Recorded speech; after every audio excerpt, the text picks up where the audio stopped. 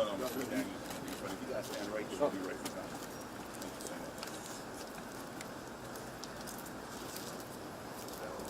so much. Sorry. Good afternoon. Sorry for our tardiness. I know we planned to be at 12:30, but we're speaking to the investigators here at the Vance County Sheriff Office.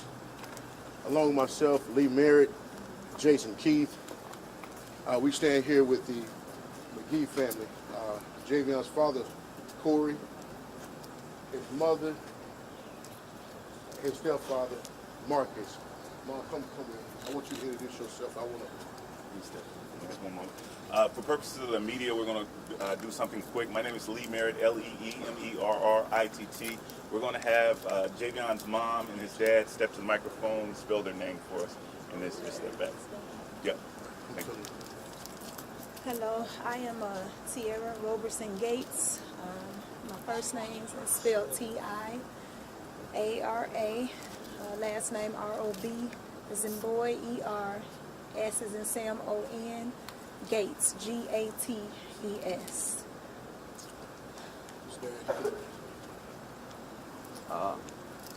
My name is Corey Magee. It's K-O-R-I-M-A-G-E-E. It's my son.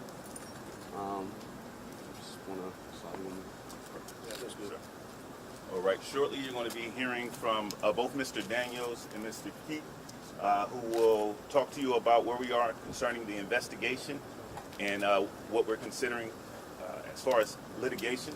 The family has just gone through an exhausting process of reviewing all the evidence in Vance County's files, detailing the death of their son. So they're not in a position to answer questions now. So any of those questions are going to be bounced off of us. If you have some questions that you would like to pass through us, that's okay, and we'll see if they're able to answer. We've asked them to limit any statement to how this experience has impacted them, and reserve any legal questions or factual questions for their attorneys, okay? That being said, you'll hear next from... All right. So let me start by saying here, this is an absolute, put my glasses back on. This is an absolute tragedy, no matter how it panned out. You got a 21-year-old, bright, rising star, independent young black man from Chicago, Illinois, who has taken a path to be independent of his parents, to work as an over-the-road trucker, and was doing a phenomenal job. He found himself here in Vance County, and like I said, the facts are still working its way out, but we do know that he was found hanging from a tree. Now, I know there have been some statements from the sheriff concerning what's considered a lynching or a hanging, but I'll show you the pictures that we saw. Very clear that he was hanging. Not in the manner which you may saw in the 60s and the 20s and 30s, but it's nothing to take away from it. We are here for one reason only, and that sign says very clear, get justice for Javion and the Magee family. To ensure that we get transparency in this process, I know the sheriff, they have sent this case over to the State Bureau of Investigation, Attorney General, to do a further investigation in this particular matter. At this time, let me be very clear, the manner and the cause of death of Javion has not been determined at this time. The manner and cause of death has not been determined. So for any suggestion that it's a suicide, anybody stating that it was a suicide would be grossly premature, right, Lee? Grossly premature. Well, we do know we have a young black man hanging from a tree in North Carolina. When I say hanging, not a traditional feet dangling, but nevertheless, a tree, a rope was tied to his neck, around his neck, and tied to a tree.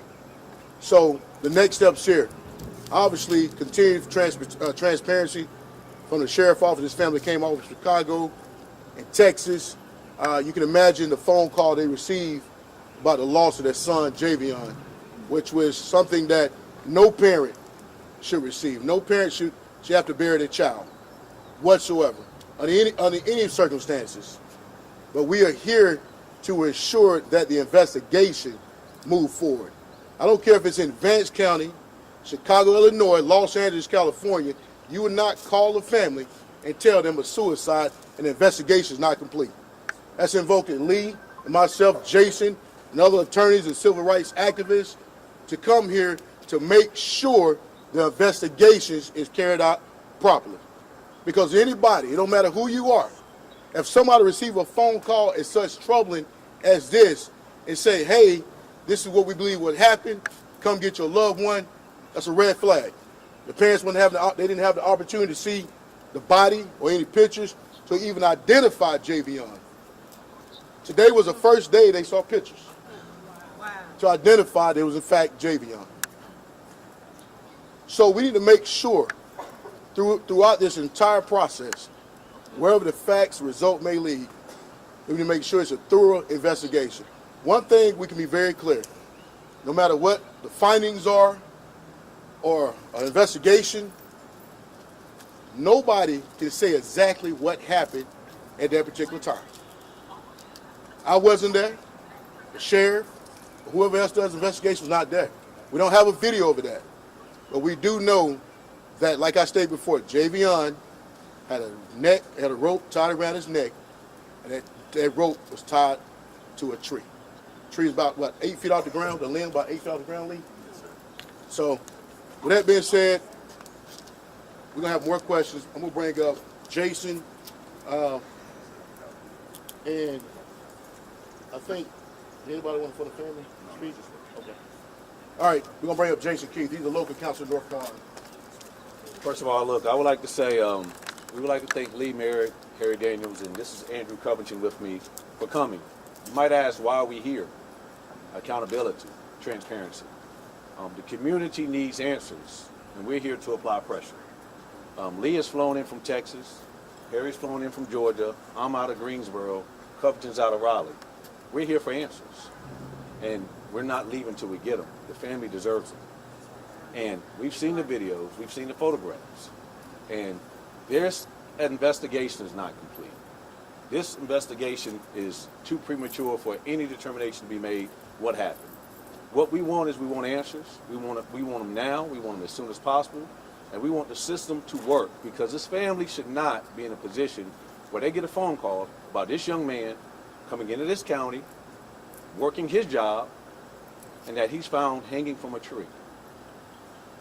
And the pictures, it's horrible. And this county deserves to explain, to spend the resources to let us know every detail of what happened.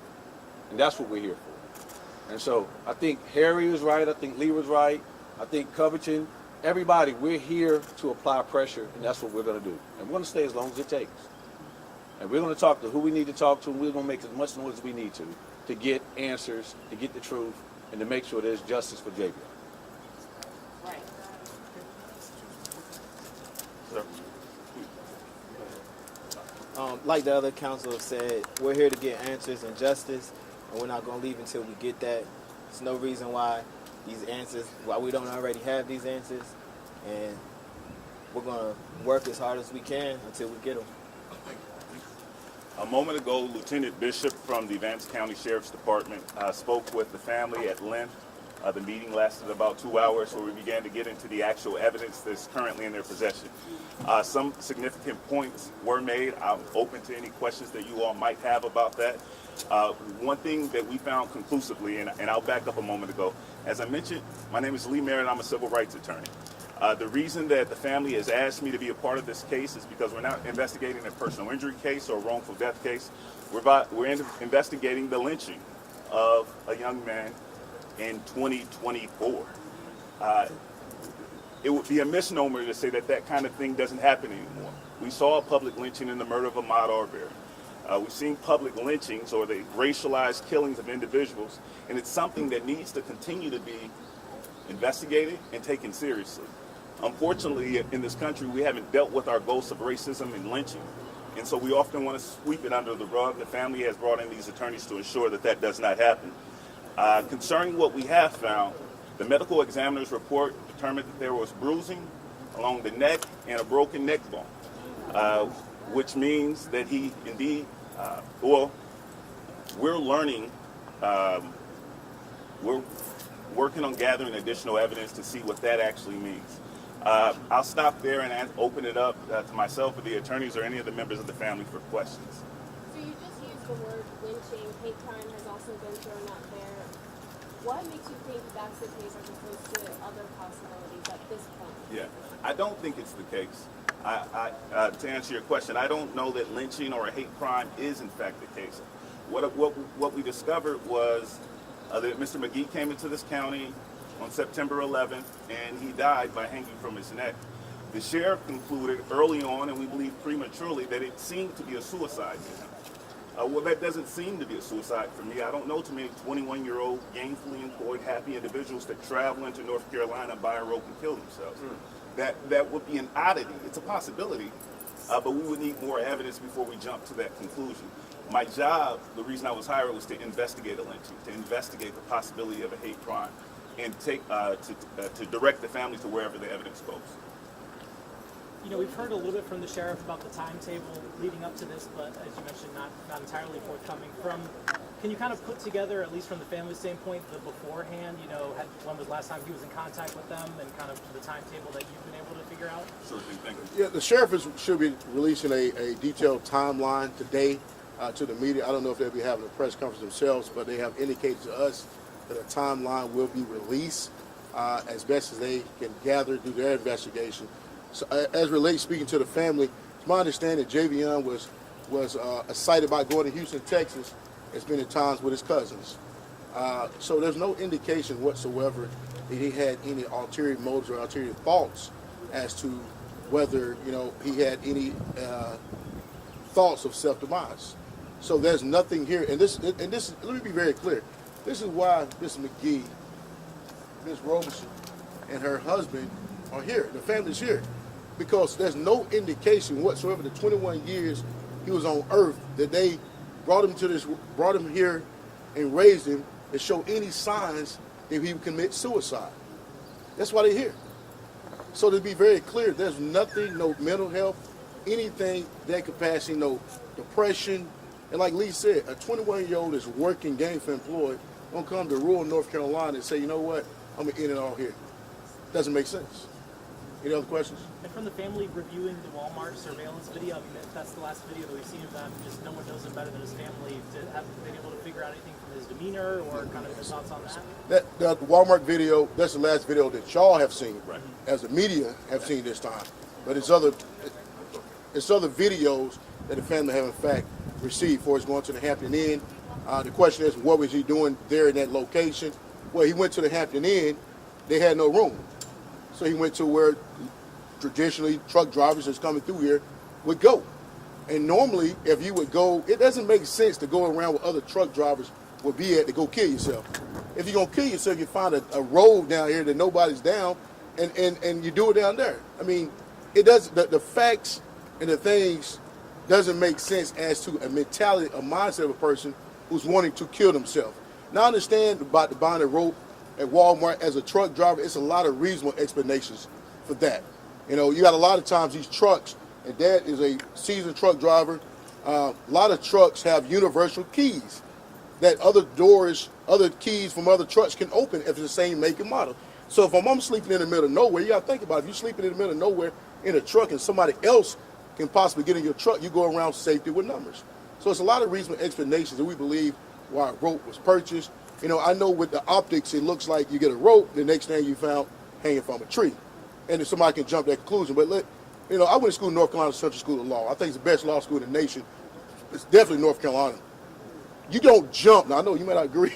You don't jump from buying a rope at Walmart and somebody hanging and say they committed suicide.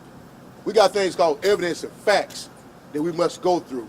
And what was lacked here at the beginning of his family, the evidence, the facts had not been developed before you make a conclusion that he killed himself. Not on my watch, not on Lee's watch. And that's exactly why we're here to support this family. I want to just further your question concerning the timeline. And it's important that the sheriff's office should release that timeline. There's evidence, there's witnesses, there's additional video showing up to almost hours before his death. And so there is a more clear timeline. I'm sorry, from the time that we suppose that his death took place. So, yes, sir. Is there any physical evidence that he was physically beat? Is there any evidence that he was physically beat in his face or around his body area? We are still in the investigation terms, gathering evidence concerning whether or not he was assaulted. In terms of his physical body, there's bruising about his body that could be consistent with him hanging from a tree and being exposed to the elements for an extended period of time. There's also an additional way to translate that evidence to say that he was bruised or hurt or injured by others. Yeah, are you pursuing an independent autopsy? At this time, no. Depending on what's found in this investigation, are you guys planning on filing some kind of potential complaint or anything of that nature moving forward? Yes, ma'am. Depending on the outcome of the investigation, we are speaking with the family and considering additional legal action. Question. Based on what the sheriff is saying, is he able to say more to the public, or he's pretty much limited what he can say to the public? Well, I don't say necessarily think he's limited what he can say to the public. You got to be mindful that it is an ongoing investigation. You don't want certain things that put out there to disturb that investigation. So those are things that you don't understand as law enforcement, that you don't want to put certain things out just in case you have a lead for a possible suspect. So we definitely appreciate and understand that that aspect. But this is something that also that we have to take into consideration. You know, as this thing continue to play out and more evidence come in, and if authorities, maybe need additional help, that's something we may be seeking redress from the Department of Justice to trigger the Federal Bureau of Investigation come in, because they're usually the lead people to investigate these type of matters, especially when you're talking about a hate crime, specifically in the federal laws. I don't know if North Carolina have any hate crime statutes or things that capacity, but I know the federal government, the federal codes, in fact, do, and that's something we may be invoking, considering what the facts and the evidence may lead us. Concerning the sheriff's statements to the public, I think that the sheriff has been rather cavalier about the evidence that he chose to release, and he's released it in a very piecemeal manner that has actually caused this confusion. I find it distracting that he seems to be more focused on what's being said on TikTok than his responsibility here as the sheriff to get to the bottom of the what happened and then get that information quickly to the family, even before he gets them to the media. I would advise him not to do that, or to change his practice concerning that. Do y'all have privilege of the information that the public does not? Yes. Any other questions? Look, you try to hold the questions to the media. I know you may have a lot of people have questions, but any media have different questions. When was the last time that the family spoke to Javion before he made his way to Henderson? Who else we talk to? Talked to him maybe a couple of days before this. What is that? A couple of days before it happened. Any other questions? So the sheriff or the representative for the family said that in the preliminary information that they had gotten regarding the autopsy, that there was nothing found under the fingernails, and that I'm sorry. Who said that? The family representative, Davis Matthews. Okay. And she said that there was nothing found under the fingernails, and that was more cause for suspects of foul play. Why is that? And if that's the case, why aren't you guys seeking your own separate autopsy? Well, I think the question is, why is there any, you say independent wounds or anything, defensive wounds? I think that's what you're referring to. From my understanding, from the investigators, and from the preliminary findings, there was nothing to that capacity. Just because it have not been done this time, don't mean it's not proved out. I think the family now is in possession of Javion's body, and we're going to explore every angle, position to determine what happened. And I think from the initial statements were made, might have been premature, but here we are the representatives of the family, and anything that happens moving forward, we want to speak on behalf of the family. And I'm sorry, at this time we have not performed an independent autopsy, as the body has been in the possession of the medical examiner. We are in the process of recovering the body, and the family does plan to move forward with an independent autopsy at that time. What we have been told is what you've heard from the sheriff, that there were no defensive wounds on the body. Thank you. We do know that Javion was traveling and had stopped at that Walmart. Do we know where his final destination was, or where he was planning on going? Well, according to the timeline, he was going to the Hampton Inn here, and I don't know where it's exactly located at, but Hampton is fairly close to the Walmart Supercenter here. I think about a half a mile of that. That was his intentions. He went there. He got out of his truck. He walked. It's on camera. He walked in with his bag, his belongings, and he had a brief conversation with the clerk. And from my understanding, upon investigation by the Vance County Sheriff's Office, that the clerk told him that there was no vacancies, no availability. So those are things that we believe that he had intentions to stay there. but for the vacancies, he ended up going to, and it's not a truck stop. Let me be very clear. It's a commonly known area, I guess, where truckers go. I think, yeah. So I think the truck stop thing is not really a truck stop. So he went over there, and that's a normal practice for people that's hauling loads through here. They would stop over there. So at some point, he obviously knew that that is a location. And usually truckers, and Dad can tell you this, truckers feel safer in numbers. You know, it doesn't make sense for a person who, you know, who had this ideology or mindset to kill themselves to come around with other people for safety in numbers. So, I mean, in that case, the person you need to be safe from is yourself. Why would you go around other people? Based on the other surveillance videos that you guys have seen, are there other people or is there another person that people should be looking for, that investigators are looking for, any cell phone records, any indication that he has any other ties maybe, or there was another person involved? Yeah, it's other people that had an opportunity to speak to Javion as such. So they have speak to those people concerning those leads. However, as relates to other surveillance videos, dealing with any suspects, not at this time, not that we have been shown, it doesn't mean it won't develop. Like I told you guys before, you go to Walmart or whatever the case may be, and you go there, you purchase a rope, and you end up being hanging from a tree. You know, it's a lot of questions that's in between. Anything that transpired in between, you know, it concerns that things to be considered. But at the end of the day, our main focus here, you know, and look, don't take anything away from this. Find out what happened to Javion. This family is not here to point the fingers at the sheriff's office. They want to find out what happened. Wherever that evidence may lead, you know, then that's something they can deal with. But at the end of the day, the most important thing is that we are here, you are here, to ensure transparency move forward. Because anybody, family, black, white, it doesn't matter race, religion, you will want a thorough investigation to take place for your loved one. You know, you want to know. You want to know what happened, because that's a sign. That's a start of healing. You know, you have missing persons. You know, people never found for years. Family can't truly heal until they find out. I don't care what it is. So we need to know this family is here, poised, standing here. They have brought us on, and like I said, we're not here to throw darts at anybody, but we are going to throw darts for a lack of transparency and a quick statement to say this is suicide. Do we know what his had this not happened, what the rest of his route was supposed to look like after he was done in Henderson, or when he was supposed to get back to Chicago, if all had gone normal? We don't necessarily have that information. I know he dropped a load here at the Walmart distribution center.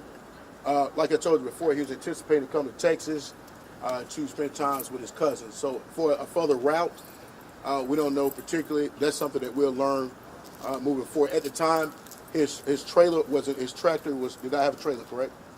So there was no trailer on the tractor. So whatever load, it was already dropped. So we don't know the exact next route. So any other questions? Do we know if there were any other truckers parked in that area that night? Or Yes. He was by himself? Yes, I believe there's other truckers parked in that area. From my understanding, my understanding, other truckers. Any idea how many? Not at this time. 6 or dozen? We don't know. We don't know. All right, one more question. Would the family like to just share about him as a person in general? I mean, obviously, you know, everybody's really invested in his story. I think normally, but at this time, I think it's family, considering what they just heard from the law enforcement. And I think that given time later on, they would be able to speak out personally themselves about Javion. But just know this, it's an ongoing investigation. No manner of cause of death. We seeking transparency, truth. So with that being said, Lee. Just one more. The family did want to make one statement before they took off. So each member of the family is going to step here. They're going to make a brief statement. They're not going to take any questions. Thank you. All together. I just ask that you guys keep us in prayer.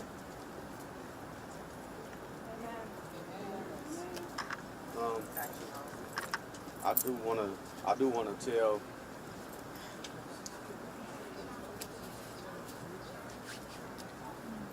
I want to thank you guys for your support. Everybody, the world, whoever's seeing, I appreciate, everybody just swiftly supported. And that helped us, to keep us up in our spirits. Nobody out here wanted to hear this kind of news. Nobody, white, black, any nationality wanted to hear this kind of news in 2024. Figured we was done with this. We're not, like you said, we're not pointing any fingers because it's still under investigation.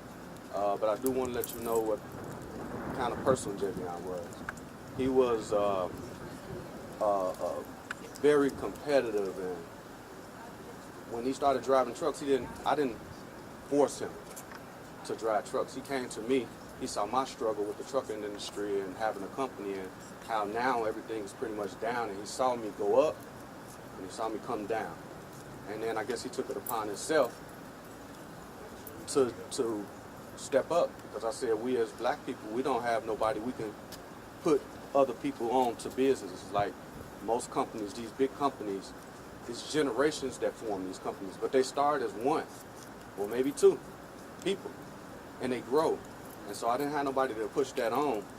And he was one of the first people that said, hey, Dad, I'm about to go drive, And I'm like, wow, well, what make you want to do that? He said, I just want to do it. I want to put in my work. And that's just how he was. He wanted everybody to be together. That was his heart. Always, everybody just to come together. And so if this moment can spark anything, if I can tap into him, I would say he wants this country to come together. Not all this divide and stuff. We all need to come together, because if it wasn't no divide, this wouldn't have happened. And I feel like, honestly, if he wasn't here, he would still be alive. God bless. Okay, thank you, guys. No justice, no peace. No justice, no peace. No justice, no peace. Say his name. Javion Magee. Javion Magee. Javion Magee. What do we want? Justice. You're in Philadelphia? Now. What do we want? Justice. When do we want it? Now. What do we want? Justice. When do we want it? Now. Say his name. Javion Magee. Javion Magee. Javion Magee. No peace. No peace. No peace. No peace.